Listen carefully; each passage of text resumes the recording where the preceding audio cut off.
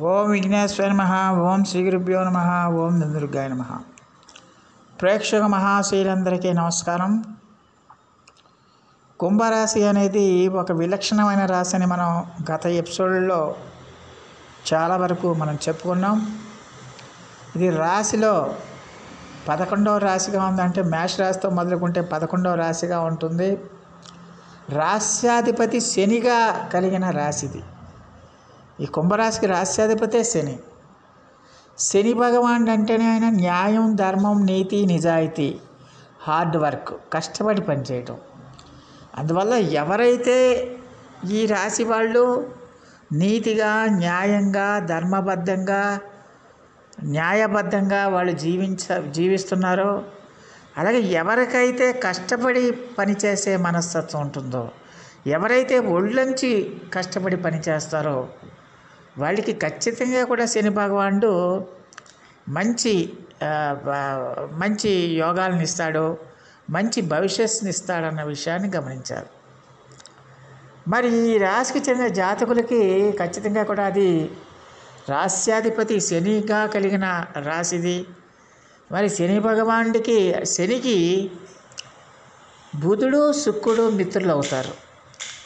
ఈ బుధుడు, శుక్రులు అనేది మిత్రులు అవుతారు. ముఖ్యంగా శుక్రుడు ఈ రాశి వాళ్ళకి చాలా బ్రహ్మాండంగా యోగిస్తాడు.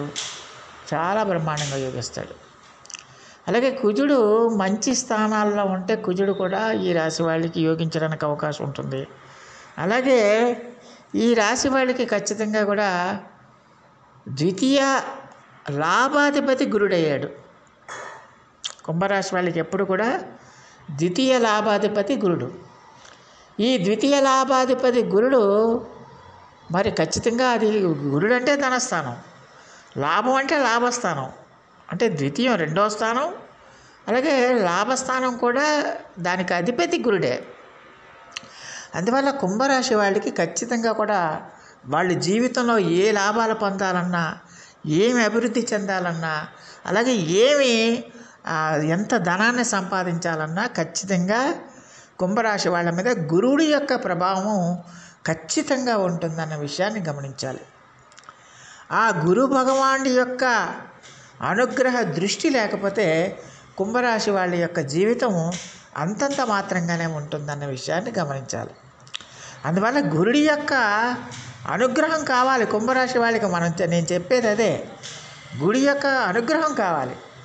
ఎప్పుడైతే గురుగ్రహం యొక్క అనుగ్రహం వచ్చిందో వెంటనే అక్కడ ద్వితీయ లాభాధిపతి గురుడు కాబట్టి ఖచ్చితంగా అక్కడ కుటుంబ స్థానం, ధనస్థానం, వాకస్థానం రెండవ స్థానం అయింది.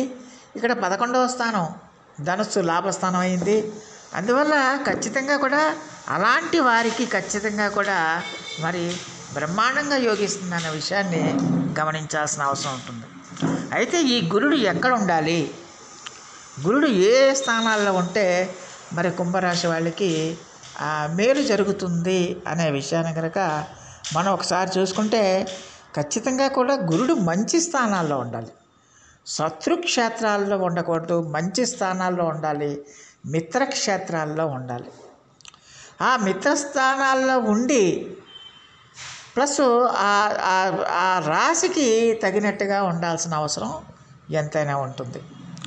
అందువల్ల ఖచ్చితంగా కూడా ఈ కుంభరాశి వాళ్ళకి గురుడు ధనాన్ని ఇస్తాడు, మంచి డెవలప్మెంట్ని ఇస్తాడు, అభివృద్ధిని ఇస్తాడు, సంతానాన్ని ఇస్తాడు, జీవితంలో లాభాలను ఇస్తాడు, ఇవన్నీ ఇస్తాడు.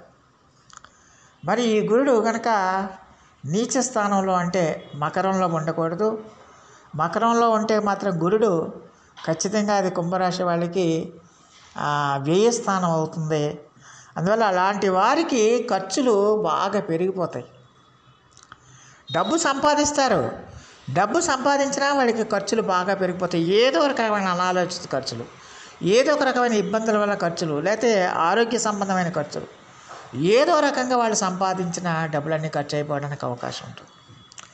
అలాగే శుభకార్యాల నిమిత్తం కూడా, అంటే శుభకార్యాల నిమిత్తం కూడా డబ్బు ఖర్చు అయిపోవడానికి అవకాశం ఉంటుంది. ఎప్పుడు వ్యయస్థానంలో ఉంటే, ఈ వ్యయస్థానం అది నీచరాశి అయింది కుంభరాశి వాళ్ళకి. మకరం అనేది నీచ రాశి అవుతుంది. గురుడు మకర రాశిలో ఉంటే అది నీచ స్థానం అవుతుంది. అలాగే కర్కాటక రాశిలో గురుడు ఉచ్చ స్థానంలో ఉంటాడు. ఖచ్చితంగా కూడా కర్కాటక రాశి వీళ్ళకి షష్టమ స్థానం అయింది. ఈ షష్టమ స్థానం అవటం వల్ల గురుడు అక్కడ మిత్రక్షేత్రంలో ఉన్నాడు కాబట్టి ఖచ్చితంగా కూడా శత్రువుల నుంచి వీళ్ళు విజయాలు శత్రువుల నుంచి కూడా వీళ్ళు మంచి డబ్బులు కానీ లేకపోతే ఆదాయం కానీ పొందటం, శత్రు శేషం లేకుండా చేసుకోవటం, అలాగే ఆరోగ్యం బ్రహ్మాండంగా ఉండటం, ఇలాంటివన్నీ కూడా జరగడానికి ఎక్కువగా అవకాశం ఉంటుందన్న విషయాన్ని గమనించాలి. అలాగే ఈ గుడి యొక్క స్థితి ఏ రాశికి ఆకారం అంటే మిత్రక్షేత్రాల్లో ఉంటే ఖచ్చితంగా వ్యతిరేక ఫలితాలు వచ్చినా ఆ గుడి వల్ల ఖచ్చితంగా కూడా కుంభరాశి వాళ్ళకి మేలు జరగడానికి అవకాశం ఉంటుంది. ప్రధానంగా మనం చూసుకుంటే గురుగ్రహం అనేది అది ఒక శుభగ్రహం.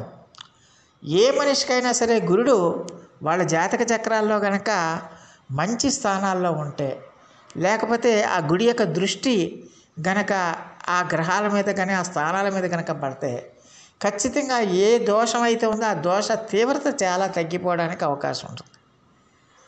సాధారణంగా గురుడు 5, 9 స్థానాలను చూస్తాడు. రెగ్యులర్గా 7వ స్థానాన్ని కూడా చూస్తాడు.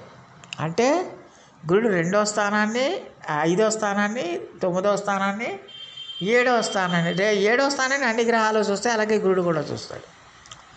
ఈ 5వ స్థానం అంటే ఎక్కడ వీళ్ళకి కుంభరాశి వాళ్ళకి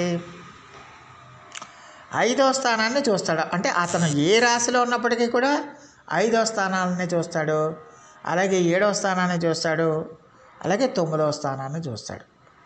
అందువల్ల ఈ 5, 7, 9 స్థానాల్లో కనుక మీకు దుష్టగ్రహాలు ఉంటే కనుక ఆ యొక్క భావాలను బట్టి వాళ్ళ యొక్క భవిష్యత్తు ఉంటుంది. వాళ్ళ యొక్క భావాలను బట్టి వాళ్ళ యొక్క నెగిటివ్ రిజల్ట్స్ ఏవైతే ఉన్నాయో ఆ రిజల్ట్స్ తగ్గడానికి అవకాశం ఉంటుంది. ఆ గుడి యొక్క దృష్టి పడటం వల్ల ఆ తీవ్రత తగ్గుతుంది అని మనం తెలుసుకోవాల్సిన అవసరం ఎంతైనా ఉంటుంది. అలాగే ఈ రాశికి చెందిన జాతకులకి ఖచ్చితంగా కూడా మరి ఎట్టి పరిస్థితుల్లో కూడా ఆ గుడి యొక్క ప్రభావం వల్ల జీవితంలో మంచి అభివృద్ధి సాధించడానికి, మంచి ఉన్నత స్థితికి వెళ్ళడానికి ఎక్కువగా అవకాశం ఉంటుంది. అలాగే ఖచ్చితంగా కూడా మరి గురుడు మంచి స్థానాల్లో ఉంటే కుంభరాశి వాళ్ళకి ఖచ్చితంగా వాళ్ళు మంచి ఆధ్యాత్మికవేత్తలుగా, జ్యోతిష్య పండితులుగా, గురువుకు సంబంధించిన స్థానాలు, లెక్చరర్స్గా, టీచర్స్గా, మేధోపరమైన వృత్తుల్లో ఉండే ఉద్యోగాల్లో చేసేవాళ్ళుగా ఉండటానికి ఎక్కువగా అవకాశం ఉంటుందన్న విషయాన్ని గమనించాలి. అయితే ఒక విషయాన్ని గమనించాలి, కుంభరాశి వాళ్ళు ఖచ్చితంగా కూడా కుంభరాశి వాళ్ళకి ఖచ్చితంగా గురువు యొక్క అనుగ్రహం ఉండాలి, డెఫినెట్గా ఉండాలి కుంభరాశి వాళ్ళకి. అందులో ఇప్పుడు ఏలినాటి శని జరుగుతుంది కాబట్టి గుడి యొక్క అనుగ్రహం తప్పకుండా ఉండాల్సిన అవసరం ఎంతైనా ఉంటుంది.